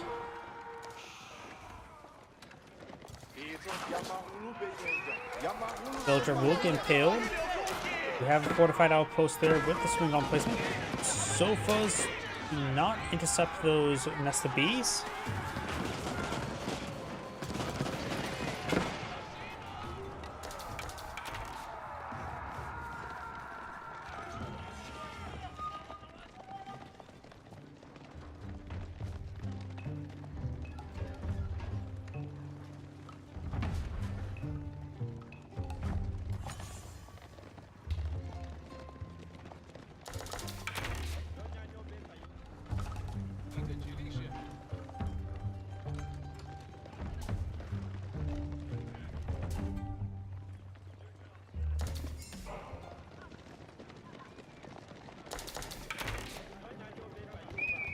Got a decent number of sofas here.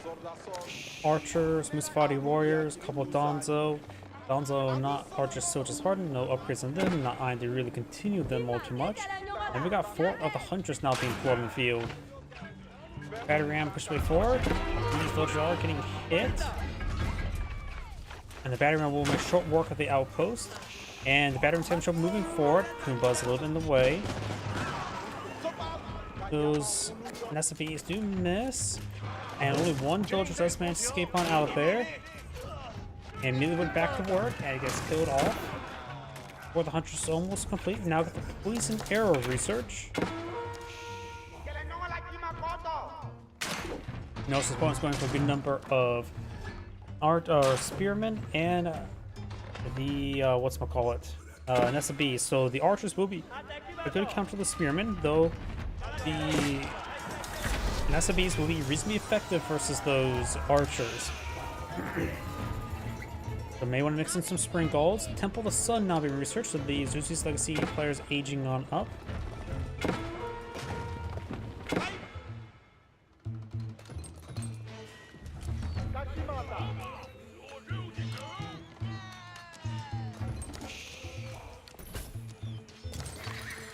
Butcher's now stabbing the Lancer. Sofa is now engaging. Lancer does go down. 建筑以王旗，看 Temple of Sun, which will give him configurable bonuses. By default, which will give them Divine Haste, move faster. 不错的 Amount 工 of 作，一座很 Spearman 棒 there, 的 I'm 建 pretty 筑。 sure the gunpowder units will affect the Nessa Bees, giving +1 range. Divine Haste does not appear to affect the Nessa Bees. Divine Vitality can be useful if you actually micro the Temple of the Sun.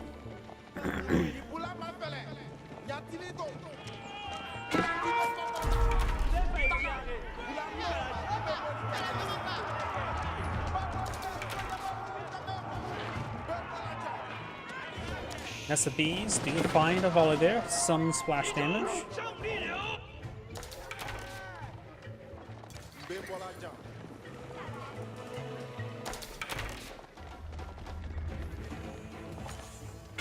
Zeus's Legacy player does have now the Elite Spearman research.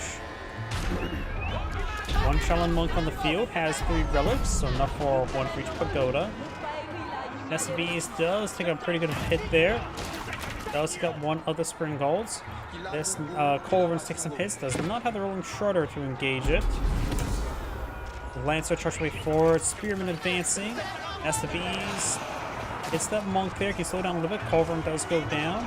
Sofa's trying to keep a distance. Archers getting overran by Spearman. Musafati Warriors will beat Spearman 1-for-1 combat, so you could just eye for Musafati Warrior Archer. Both which are somewhat vulnerable to the Nesta Bees. A couple of Spearmen pushing them on the flank with a battering ram. Javelin throwers there somehow.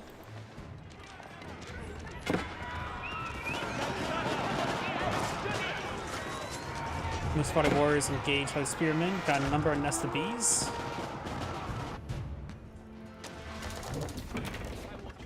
The battering may clear the hole the javelin throwers got right there, but I was just sort of surprised at the fact there was javelin throwers of all things trying to harass villagers.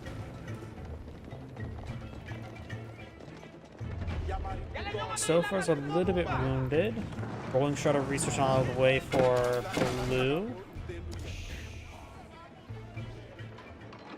So at the Divine Haste there, the course allows his Spearmen to quickly engage those archers. Maybe he should go for the Zoozies with the Zoo Library, whatever it's called, for the Fire Lancer upgrade to get his Spearman to have the Fire Lance effect.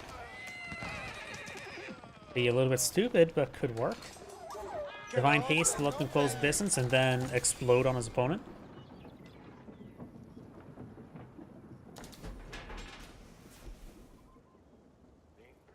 He is going for the Elite Armor Tactics. He does need that. Both players have minimal resource at the moment. And the Zeus's Legacy player is still in the Tang Dynasty. I don't remember what the other dynasties do for Zeus's Legacy. I think it was like increased damage, then increased health, and for Ming, for Yuan, then Ming. Can't remember what Song Dynasty did.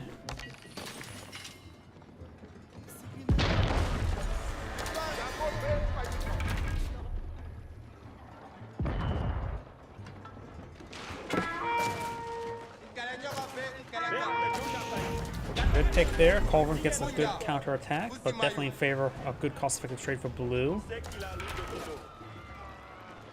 Got some Musafati gunners now being researched or deployed.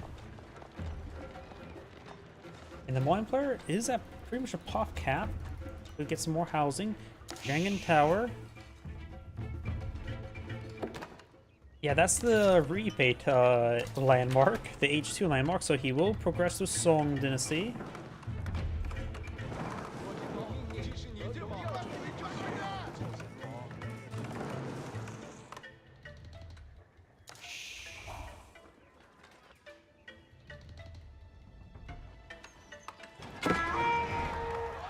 Sofa is being intercepted.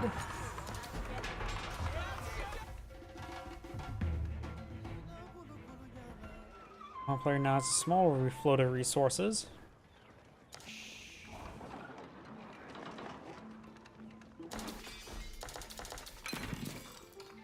乐意至极。 Another village being built. Abedi Arigne.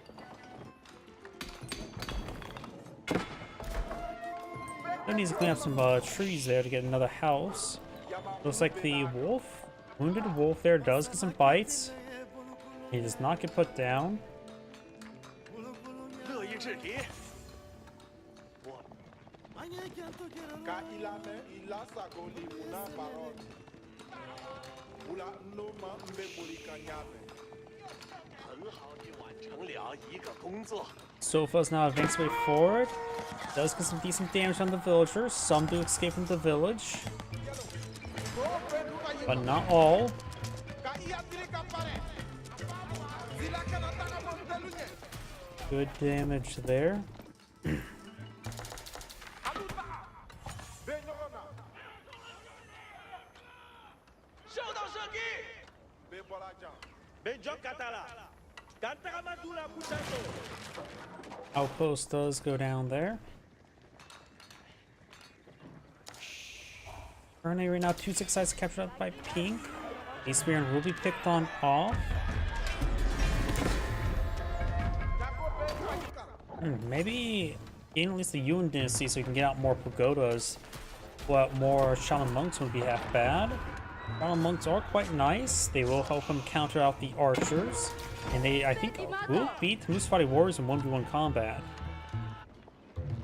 200 food is a bit expensive for what they can do, but it's also a resource that can be harvested away nice and safely. Mount Lulu Academy now being deployed in view, which is the age 3 landmark. And this will, of course, give them more tax income. And they will collect taxes more often. And, of course, Imperial official upgrades to collect more taxes. Looks like Pete's going to cross the T. 引力工程机正受到攻击，工程机移动中。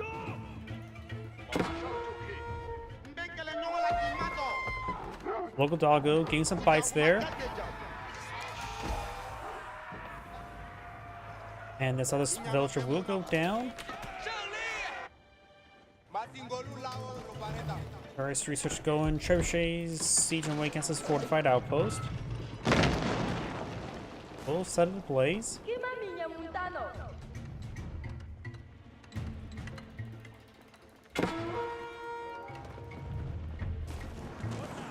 Musfari warriors and archers now engaging. Does find some villagers.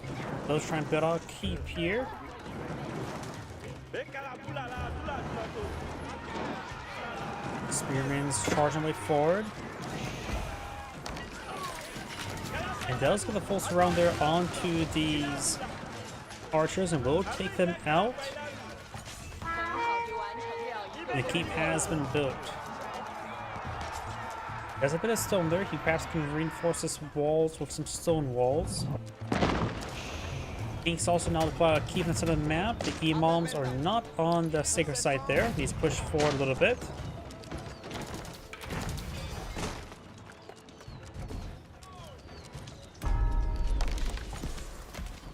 不错的工作，一座很棒的建筑。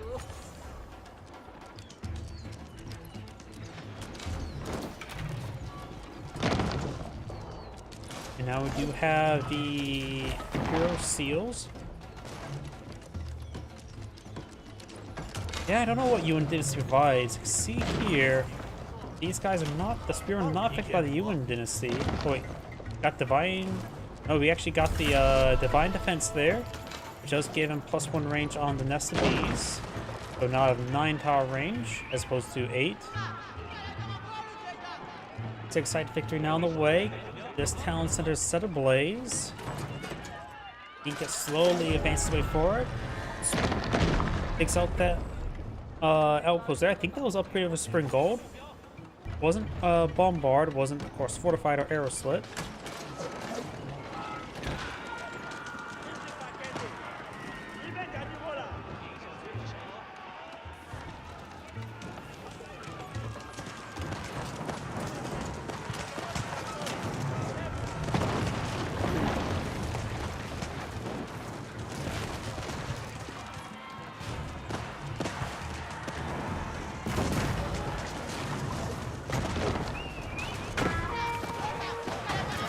Does take some damage there, does take up the culverin, spearman straight forward. Nesta Bees in a pretty good angle there, pretty nice choke point, which can be both good and bad for the Spring Golds, or the Nesta Bees, which should probably be better for the Chinese, or the Zuzi's Legacy overall. Straight forward, some of the Nesta Bees get some damage there. Oh, we got some Grenadiers mixed on in, don't we? Oh yeah, you get Grenadiers out needing a Ming Dynasty as the Zuzi's Legacy. I always forget that. And they should have +1 in range as well, right? Yeah, they're affected by it, so they get +1 range. They have now 4 tower range, which makes it a bit more convenient to use. Which should be pretty effective. They have no inherent armor, they do have decent health. Grenadiers engaging. They do have arcing projectiles, they can be dodged, but they also have good tracking, so they can also lead like that. Get some good volleys there. Nesta Bees get a good volley there. The increased range from the Temple Suns being very useful.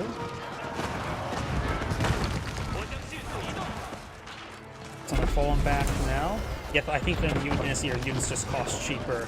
So he may want to eye for go along Yuan Dynasty, and when he's eyeing for his attack, then he can actually go to the Ming Dynasty, get the increased health or damage. I forget what it was. And get the more powerful combat effect, or the economic effect. Villagers will get hacked apart or exploded. I don't know how many villagers were there. Chemistry now being researched by the Malian players, so Musfati gunners will have increased damage.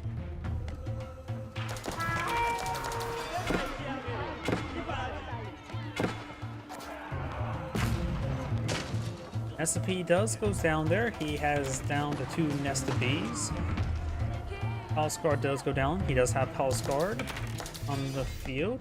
Villager stealing this wood there. He may always task one of these villagers onto the sacred site, start capturing it. There's no siege weapons to really take on the keep. But he's just going to try to kill off the villagers. Sacred site victory, 7 minutes, 30 seconds remaining. Should be able to decapture it. All scars do have the armor tactics, but of course, I don't think Zuzi's Legacy can get Battle Harden upgrade.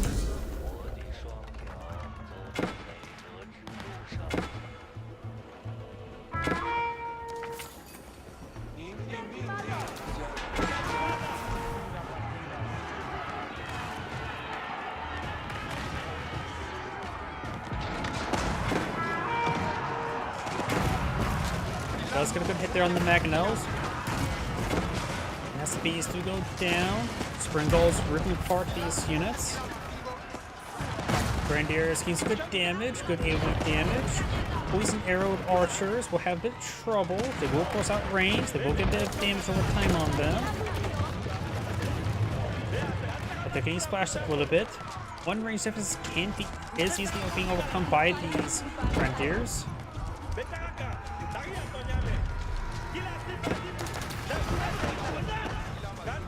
Some decent damage, got some traders put up by Pink as well. One of any total outposts in between here and there. Archers and Musfati guns engagement top in the high ground. Got these screen walls to trade for, but there's not any siege points fully engaged. I don't know if there's one now.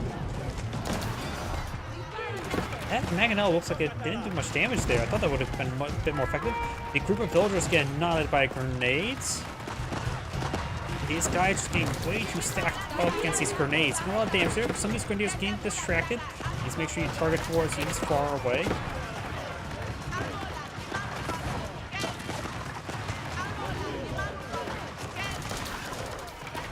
Sofas come from a nice flank there. Traders getting splashed a little bit by the grenades as well. Blue's Grenadier Force is before it gains damage. Zuzi's Legacy player has an absurd gold reserve but has no food, no wood. You may want to just buy some food right now from the market. Archers and Musfati gunners firing away from the high ground. Things well to note, hand cannoneers and Musfati gunners have 4-pound range, so the Grenadiers and the hand cannoneers have the same range at the moment. That's actually quite important. More of the Palace Guard turn forward. Divine Haste is still not active, just going for increased gunpowder range. Now we got a keep being put out on the field, as well as a keep being put out on the field. Grenades are effective versus villagers, just like landmines. And the keep has quite a bit of splash damage down there, and as well, those grenades do bonus damage versus structures. Blue's keep will also be denied. Both sides are far from being maxed on villagers. Both sides only had 1 town in the entire game. It's actually been a while since I've seen low villager count games. Because usually by now, both players have maxed out villagers. Got some good damage here. Got the Nest of Bees getting overwhelmed a little bit. One does stay alive. Archer's taking some damage there. Keep is not being cancelled. Keep has been cancelled.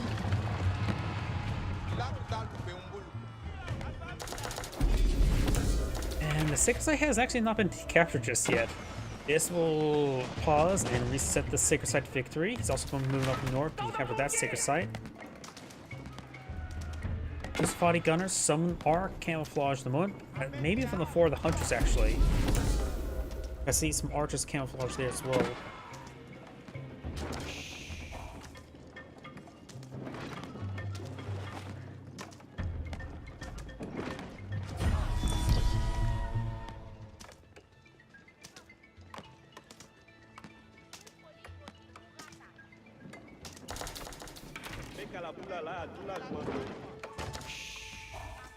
Malian player also has a pretty good gold reserve. No outposts on the entire trade path.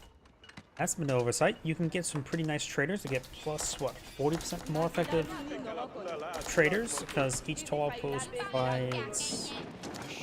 Wait, 5 out of 4 mining pits? Oh yeah, the council also Mance Quarry as one sometimes. But toll outposts. 8%, so 8 times 5 is what, 40? Oh, 20. 40. So you can get 40% more effective traders. So you probably should go for that. Spearmen advancing way forward, trying to torch down some various stuff.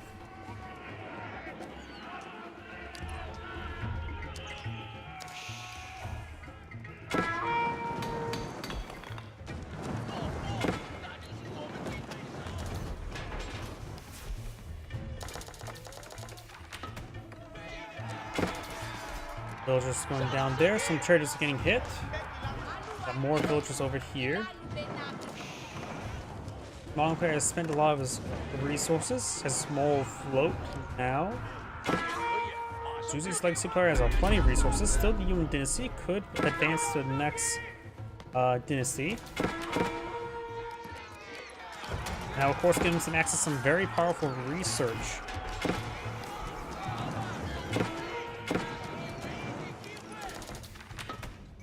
Probably the amount of spearmen spawn field. The Fire Lance upgrade wouldn't be half bad. Not sure what else he should go for. Don't know if there's anything that affects Grenadiers.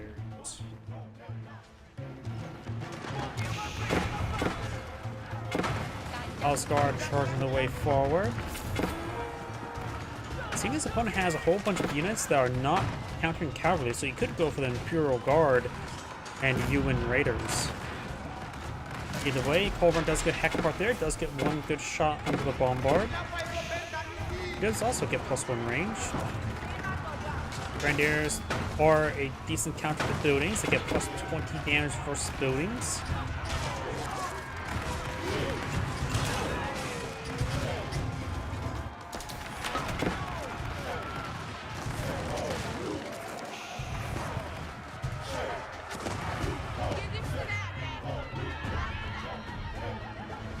More reinforcements being streamed on in. He probably could take time to start destroying some of these walls.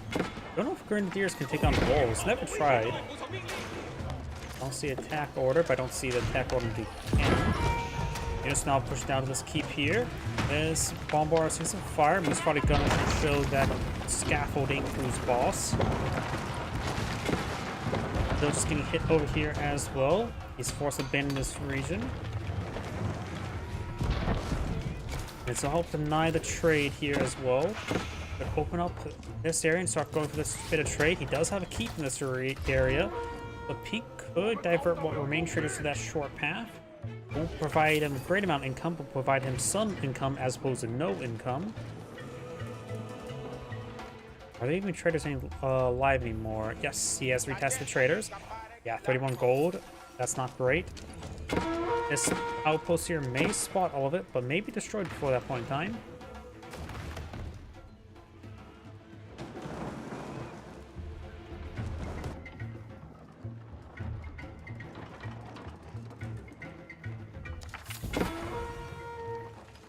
And also the bomb is taking time to put a hole in the wall.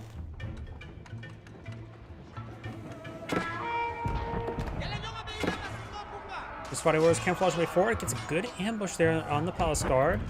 Palace Guard, he does have Divine Haste activated, so the Mist Fighting Warriors do move slower now. If it wasn't for Divine Haste, he would be moving at the same speed. And thanks to Divine Haste, since these guys move faster, they move almost as fast as horsemen. The Fighting Warriors get a good volley off these units. Some of the cows are being set free.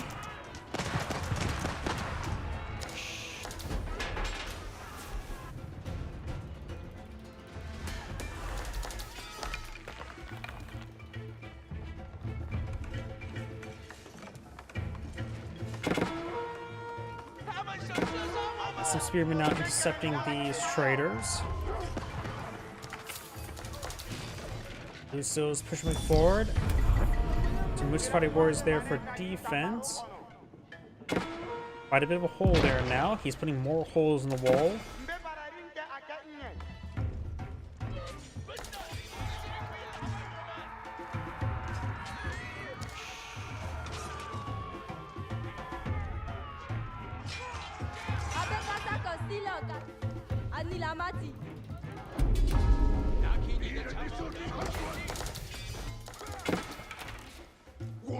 Traders getting hit here. Actually, they're getting trapped there.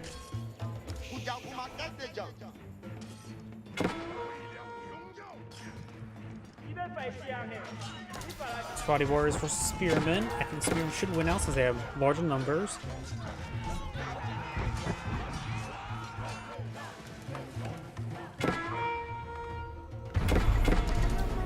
Second side has been captured.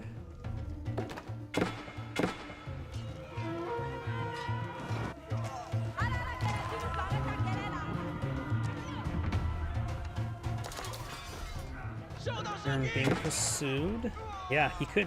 He may just want to keep Yuan Dynasty, I guess, because it does make his units cheaper. But I do think advancing the next dynasty, he has plenty of resource stockpile. It doesn't have to be as economic as he needs to be, as he is. So yeah, probably getting next dynasty will, of course, will also give him a landmark and provide him some unique research to get. I wonder if he's placed his relics inside some pagodas.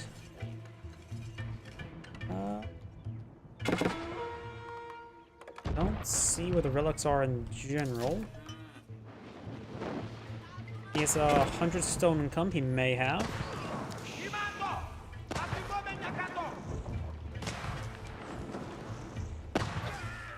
That's slowly being picked on up.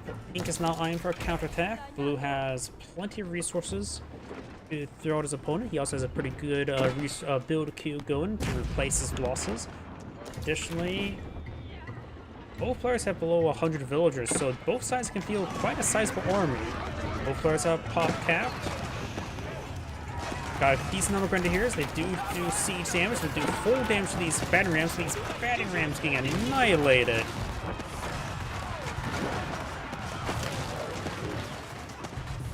That's probably the fastest I've ever seen battering rams go down who are not directly countered by a unit that's supposed to counter them.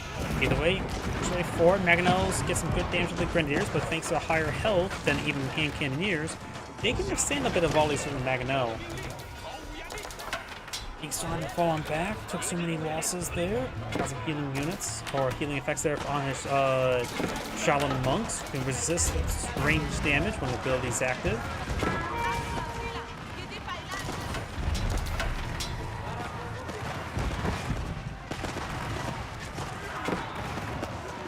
Grenadiers gain some good damage, but I think they're overkilling a lot of stuff.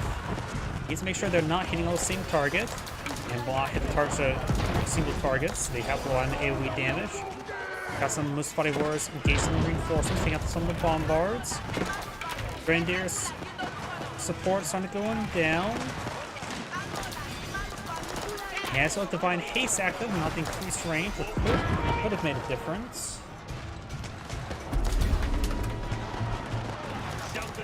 Blue has consumed his gold reserve. He still has plenty of food, not a whole lot of gold either. Overrun does go down there. Want more and more archers. He's also a bit low in wood as well, so won't be able to mass produce archers as much as he probably would like.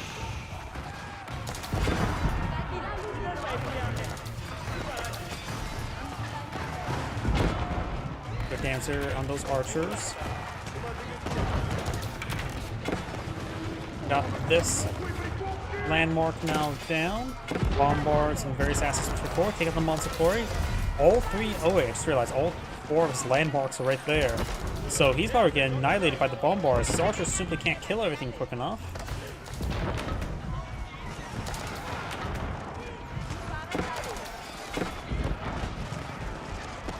He is going to push forward some units over here. That's also torches being brought on out. Those are just getting caught up on some of the buildings.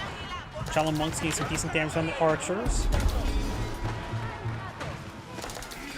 There goes the monster quarry. Blue's army is still pushing back Pink's army. He has no more wood, or not a lot of wood remaining. Trying to go for more Mustafati warriors. Right now, it seems like Warrior Scout Squad is the best. Something to engage the Grenadiers with anti-range damage. And Pink does back up the game now. This is Great saying thank you for watching, and on the next replay. As I mentioned beforehand, my voice is starting to go out, so that will be it for the stream for tonight. So everyone, thank you for watching. Have a good evening.